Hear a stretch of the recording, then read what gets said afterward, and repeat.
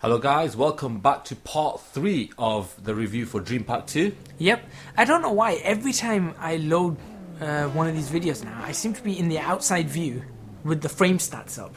I keep forgetting to switch this off before going on the driving, because that's what I'm doing when I'm testing it. But yeah, we're in part 3, and today we're going to be reviewing the Audi R8 LMS Ultra GT3 car, as well as the RUF RT12R. Wow. Brackets Porsche. Yeah. Believe me, there's a car that's worse than this in a name, and it puts McLaren's weird and wacky names to shame as well, and that we'll probably review next week. Right then, so the Audi R8 LMS Ultra. I'm just going to call it the Audi R8 now. Just call it the R8 GT3, Yeah. that's what I call it. Yeah, so what was your first impressions of it? Well, it's a GT3 car, and you know how much I love that McLaren as a GT3 car. Which one are we talking about? The 12C? That's the only GT3 car we've got in Assetto Corsa at the moment. But yeah, the 12C. This one, it was pretty interesting, I'll be honest. It was a very interesting car to drive. I'm not going to say it was my favourite, because still, I'm going to still say the McLaren's my favourite. However, I liked it. I did like this car, and I tell you one thing that I was particularly impressed with, which last week we were making mention of a lack of, was the sound. Yeah. I did like the sound on this car. I think it's very, very accurately reproduced. It's, I mean, especially when you got the outside view, and you appreciate it even more. Yeah. Definitely an outside view. I think if you guys can probably hear it as well. Yeah. That sounds just amazing, the V10 engine on that. And I'm actually surprised that you said that it's not being modified or anything.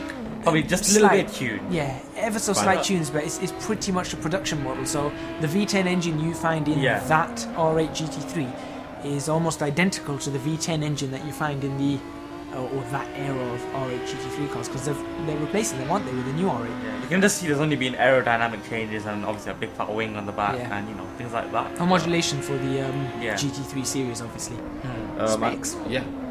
So, not surprisingly, it does weigh. It's a heavier car. I think it's ever so slightly lighter than the McLaren. I think the McLaren was 1275. Okay, it's not much. 25 But kg. yeah, they're very close. They're very, very close on it. I think they all have to weigh, I think, within a few kilos of each other. Okay. Actually, the McLaren might have been 1260. Yes. But yeah, they all have to weigh very, very close to each other. Just to clarify, this weighs at 1.25 tons. Yep. And it powers out for 570 brake at 7,000 RPM. Which is, I think it's a little bit higher on power. Actually, I will have to look at the McLaren stats again.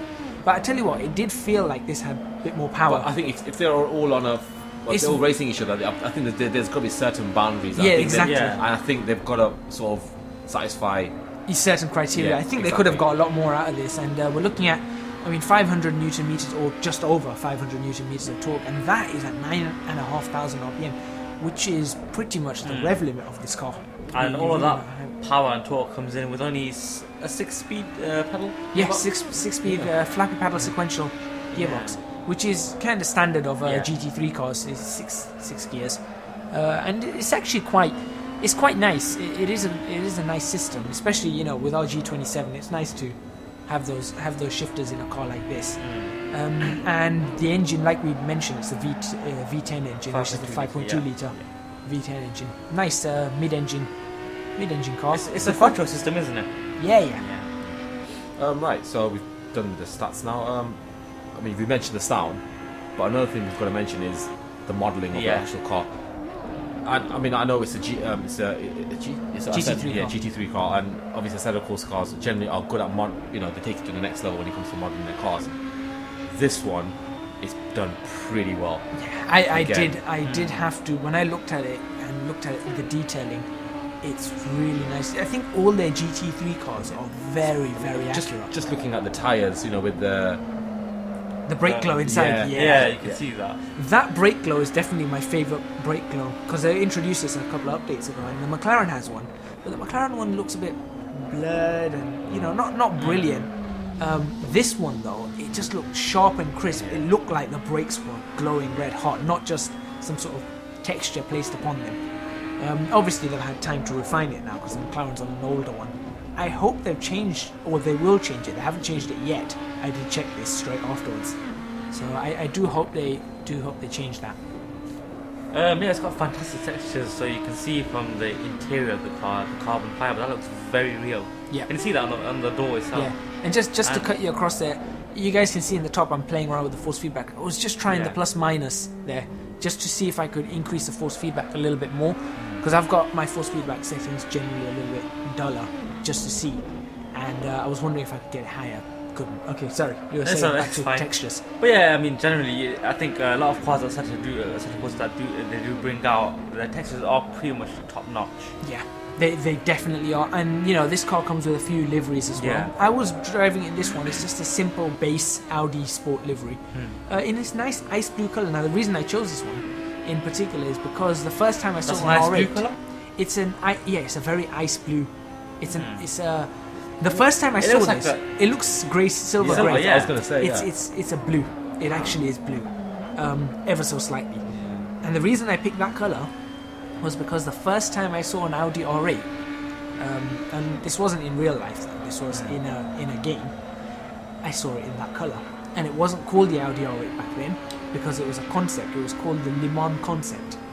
The Audi Le Mans concept, 2003, I believe. Gran Turismo 4 was when it came out on. And that's the first time I saw an R8. And I looked at that car and I thought, it'd be nice if they made that a real car. And fast forward to what, 2007 was it, something? Yeah. And they go ahead and make it. So it's very nice. That's why I picked this particular one. But it was a really nice car to drive. I have to admit, changing the brake bias, which you might see me do, it's very sensitive to that. Yeah, I mean, that was one of the things. Well, one of the few gripes you had with the car, wasn't it? Yeah, I mean, it wasn't a gripe as in saying, oh, it's a bad thing, but it was something that you have to get used to. It's something that I wasn't used to. Driving the McLaren, I think it's when you're changing the brake bias, it's just it just felt a little bit more. I think the sensation was a little bit more dulled. While on this one, changing the brake bias just by a couple of percent really did affect how the car drive. The driving of the car, whether it was understeering into a corner or oversteering into a corner, out of a corner, this, that, the other. Just by changing where the braking was happening on which wheel, it affected it quite a lot. So for those of you who want to be, driving like that, you want to be very careful in that way. But generally, the reason I was playing around with the brake bias was because this car was it leans towards off throttle understeer a lot more than I thought it'd be.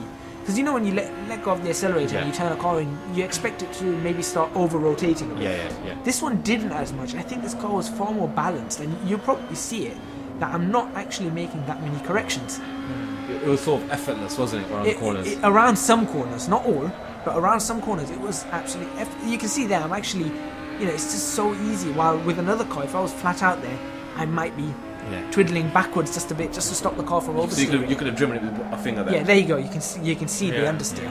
You can see the understeer there. So not perfect, but it was pretty good. And that is, I'm guessing, different GT3 cars have different aspects. So this one had that particular aspect, which wasn't bad. But the brakes were really strong. Speaking about brake glow, they were really, really strong brakes. I really enjoyed getting on the brakes in this car. And what's left about this car, really? Well, we haven't talked about the sounds. Well, we did. We mentioned it at the start. Oh, absolutely fantastic sounds. You're not listening again. Wakey. My bad. But I think actually the last thing to talk about really is the physics and feedback. And that is, I felt that the feedback was really nice and solid on this car. I think, when we reviewed in the first episode, it's the 1.3, isn't it? Yeah. And I think the feedback. A lot of people say now the feedback is making a whole different. It's making like a better experience, isn't it? The driving just feels more natural. Yeah. It's a lot more natural, and I've found that as well. Lap times haven't changed that much, but the driving just feels natural. Yeah. We're not fanboys, are we? No, definitely not fan. In fact, we're Gran Turismo fanboys most likely. And if there's something wrong with this, with all of this, we will say that there is something wrong with it. But we feel. There's always room for a little bit of improvement. Yeah. We like the game. Yeah, I think it's fantastic. We wouldn't have made 67 episodes. that is very true. The one gripe I do have with this car, frames. It was a little bit more frame intensive. Okay. That's the only gripe I have. Do you know what it dropped down to then? It was no more than a 6-7 frame drop, but it's noticeable for those who might be marginal. So the way I do this, I crank up the quality as high as I can to get it as close to 60 frames as I can. And the reason I do that is then to see what it'd be like at 60. So, you know, I've just crashed it. I was just looking at the screen thinking, hang on, that's just about to go very bad. In fact, that's actually because there you go, I'm playing with the brake bias. Remember what I was saying about brake bias? Yeah, don't do that when you're racing because you let the Well, no, you're supposed to be playing around with the brake bias, but I think I Not just in a had race. it. Yeah, you play around with it in a race. I think in Formula 1 you're changing the brake bias maybe 3 times a lap. Okay. But I think the reason being is I sent it in the wrong direction. I wanted the car to be a little bit more understeery through a certain corner, but I sent it in the wrong direction. I ended up getting oversteer instead. But that brings us to the end of this car and review rating. I'm gonna quickly say because of the modelling, I'm gonna give it a very high 9. Okay, 9. That's. I think that's a fair one. What do you think? I think because of the sounds, the modelling, the textures, everything like that, I think a 9.5 would be good. Yeah, you really like this Yeah. one. I'm giving it a 9.5, but I'm gonna put a little but there. 9.5, fantastic car, but not my favourite in the pack. And oddly enough, I am going to mention this now. My favourite in the pack is that the BMW M4, followed by the GT40.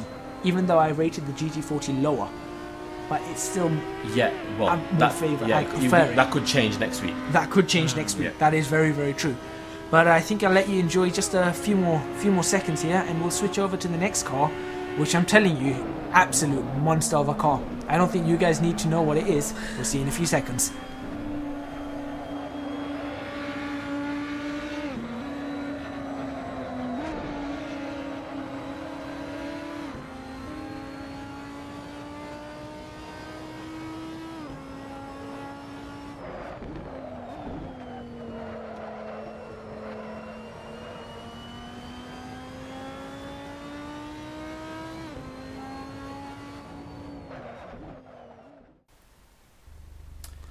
Right then, guys. So welcome back. We are now racing in the RUF RT12R. You got it right. Stop laughing! You're putting me off. Right. I'll say it again. The RUF RT12R. RUF. Right. I'm not singing that again for the whole next episode. Sorry. Are you going to call it a Porsche now? Yeah, I think I might. No, but like you said, it's the RUF, and it was an interesting car, and it was a hard car, and it was the toughest car in the pack. But wasn't it? Because it was a hard car to drive, and didn't have that sort of unique feel to it. Yes. Was it fun to drive, basically? That's what I was getting Fun at. to drive? Perhaps no. Would I drive this for about 8 hours straight? Hell yes. Not because Why? it's Yeah, not if it's not fun, why would you drive for 8 hours? because I want to be able to get a fast lap out of this and then be able to say I can drive this car. But then surely it must be kind of fun. Not fun, challenging. Well, okay, it's fun in the sense that yes, it's a very big challenge. Yeah. It's not fun in the sense that this car is really nice to just drive. I know what you mean. I mean, we talked about this last. Yeah, we talked about it last week as well. The best car to drive, the most fun car to drive, and you agree with me. It's that BMW at the moment. Yeah. That E30, or that's one of the most. M3, yeah. Yeah. You know, F40 is similar in that kind of category. M3 or M4? M3. Oh. And we've got, and also mentioning the M4, that was really fun to drive. Yeah. Even though that slide round every corner, it's just effortless, but fun to drive. You can go fast, it gets to the limit. This car, as you're about to see in every single lap, is just Hard work. hard work. Very, very hard work. Let's get those specs out of the way because I think we have a lot to talk about here. Okay, so let's start with the power. Should we start with the power? Yeah, go for it. Yeah. 730 brake. Which is I'm actually. Here's a big one at 5,000 RPM. yeah, it's not very high. That's like a diesel rev range, isn't it? Yeah, But- it doesn't. This car, well, if you look at it, it doesn't rev any more than 8,000.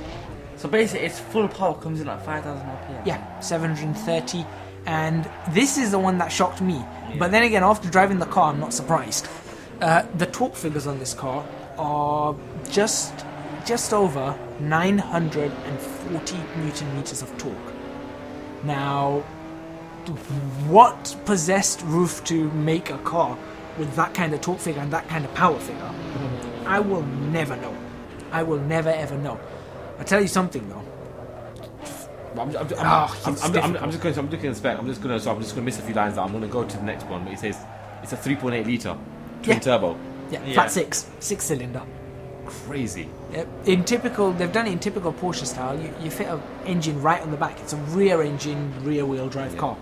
You know, it's an RR, which means that when you do get the power down on this car, it goes like hell. It just goes. Any wheel spins? Oh yeah. But once you've got that grip, once you've managed to get rid of that wheel spin and you put your foot down, you're shifting through the gears like like they're nothing. It slices through the air so effortlessly. Here's a funny thing: all this power, all this torque, in what do you get? A 6-speed manual gearbox. Oh, you're talking about fun. Yeah, if this was a paddle shifter, I would have liked it even less than I do. I was going to say. I do like this car, but not for the reasons of it's a fun car to drive. I like this car because it's just so thorough and pure. And just basically, it mixes old and new together. Yeah, very, very much so. Yeah. And remember, we've mentioned this about the Porsches before, or the Porsche designs. Rear engine, rear wheel drive, in theory, should not work. Yeah, having an engine behind the rear wheels, it shouldn't work. It should just cause understeer everywhere, oversteer everywhere, and okay, I'm proving it right here. But it still makes it such a fun car to drive. And that's what's crazy. And the car's not there. You go. Yeah, I'll be all over the place. You'll see. It gets worse. And the car itself it's 1.5 tons. So it's a heavy car. Quite heavy, yeah. It is a heavy car. Yeah, and finish the stats off. It's 230 miles an hour is its top speed. Yeah, or just over. But yeah, next to makes no difference. Which is like too fast. That's ridiculously fast. You're entering McLaren F1 territory. With that kind of speed. That's over 3 times the speed limit on the UK motorway. Yep. Yeah, you are looking at 3 times the speed limit on the UK motorway. I'm just trying to contemplate someone actually doing that on the UK motorway. They did that on the M1, didn't they? In the Jaguar E-Type, like 170 or something though. That's why the speed limits came in. One of the reasons. They probably thought it was an Autobahn. No, speed limits didn't exist back then. One of the reasons the speed limits came in is because a car like the Jaguar came out that could go so fast. But okay, moving back to this car, it's a very historical car in the sense of the configuration and everything.